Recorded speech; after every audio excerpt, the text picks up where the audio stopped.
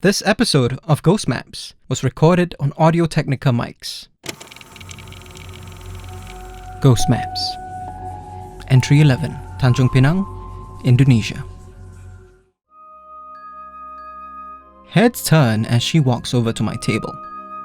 Sophia has appeared on magazine covers, television commercials, and billboard ads across the region. So, naturally, everyone's stunned to see her at a coffee shop in Tampines. She greets me warmly and orders herself a Coke. As she takes a seat, we overhear some of the other patrons talking about her. I ask her if she'd rather go somewhere a bit less intrusive, but she says that she's used to it. It comes with the territory, she tells me, with a smile as her drink arrives. It's not the same confident smile that she flashes for the cameras. There's a kind of uncertainty here, under the stark fluorescent lights of the coffee shop's signboards. She adds, her smile fading, and it's certainly not the worst thing that's come with these looks. She has a faraway expression now, and I don't even have to tell her to start from the beginning. It was around 10 years ago. Sophia and her family, her mum, dad, and cousin were on a holiday in Tanjung Pinang. The first half of their trip was dedicated to just having fun. Blissfully uneventful, most of those days were spent either sightseeing, shopping for knickknacks, or relaxing on a beach and enjoying fruity drinks adorned with tiny umbrellas. The second half, however, was about catching up with relatives from her dad's extended family. A couple of uncles and aunts that Sophia hadn't seen since she was a kid, all of them pinching her cheeks and telling her how much she had grown. And towards the end of their trip, her father decided to make a quick stop at his childhood friend's home to say hi. They had just finished dinner in a rural area, and the kampung where his friend stayed was on the way back to their hotel. So they drove over in their rented van. Sophia tells me that she couldn't remember where exactly this kampung was, but she clearly remembers how she felt. The closer they got, the more uncomfortable she grew. She was sitting in the back of the van, and every once in a while, she would look out the back window, certain that something was watching her. Once they arrived at the area, she knew that it wasn't paranoia. Something was crouched on the tin roof of one of the houses, staring at her. She could only make out its silhouette, but it looked somewhat human. Her parents stepped out to greet her dad's friend, but Sophia refused to leave the van. Instead, she sat at the back and stared out at a field across from the house where whatever it was that was eyeing her was crouched. She figured if she didn't look at it and focused on the field instead, it might leave her alone. Then, she saw a white sheet fluttering in the field. A white sheet not attached to any pole or line.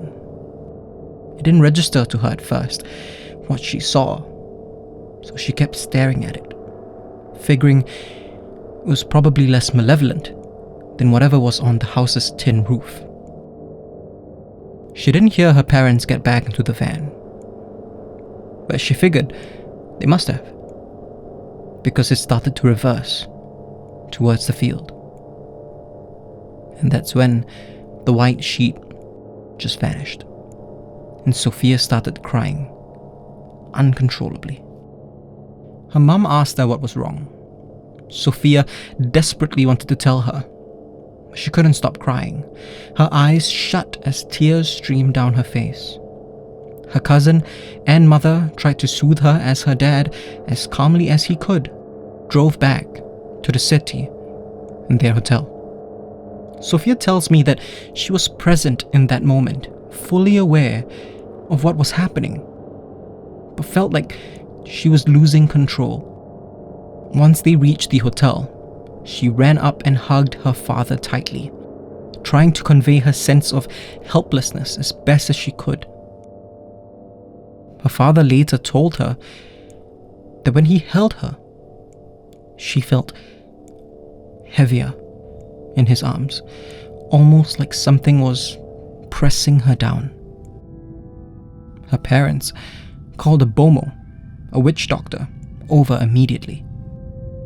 While waiting for the bomo though, her father wanted to try something. With a pin, Sophia's dad pricked her finger. She let out a scream, but not in her own voice.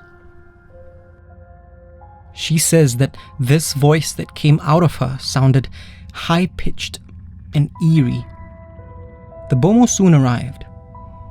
He prayed over her and had her take a bath in flower water. After the bath, Sophia started to feel like herself again. Lighter, she tells me. She was relieved at first, until the bomo told them what had happened. The spirit of a woman, possibly a Pocong, had taken over Sophia's body. Her father asked the bomo why it had picked Sophia. The bomo said that the woman had died in a car crash and her body had been badly mangled. She felt ugly, the bomo told Sophia and her family. And she wanted to take Sophia's body because she was pretty. The bomo warned that the spirit was waiting for Sophia still, outside their hotel room. But he also assured them that he would leave by morning. Still, the family didn't leave the room for 2 days. They ordered room service, and every time Sophia had to go to the bathroom, her mother followed her. Finally, they left the hotel and returned to Singapore. It took nearly a year for Sophia to feel like the spirit hadn't followed her back. Sophia tells me that she'd only just returned to Tanjung Pinang last year, another holiday with her family to visit relatives. Her parents said that she didn't have to go, but Sophia insisted. Nothing happened, but the holiday was a lot shorter than her last one, and they never visited her father's friend. She says that's why she doesn't mind the gawkers and the attention when she's out in public. You can feel it's different when people are staring at you and when something else is. She tells me, then adds, it's almost comforting when you know it's only people watching. I nod and thank her for her time. If you want to discover more of Southeast Asia's other side, subscribe now. This episode was produced with help from Singlet Station.